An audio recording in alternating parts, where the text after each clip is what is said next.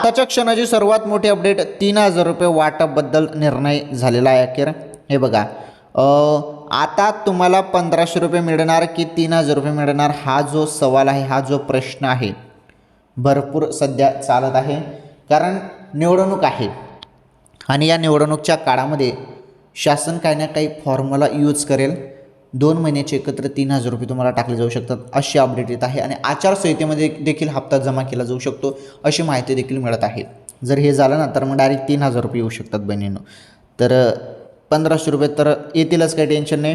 3,000 रुपये नाही आले तर 1,500 रुपये कुठे गेले नाही. 1,500 रुपये तर 17वा हप्ता भेटेलच. परंतु 17वा प्लस त्यामध्ये 18वा या 2 महिन्याचे एकत्र हप्त्याला ना डायरेक्ट 3,000 रुपये बहिणींच्या खात्यामध्ये येतील. ही अपडेट आहे आता सध्या तरी आलेली. ओके, तर अशाच नवनवीन अपडेट लाडकी बहीण योजनेसंदर्भात पाहण्यासाठी चॅनल सबस्क्राईब करून घ्या.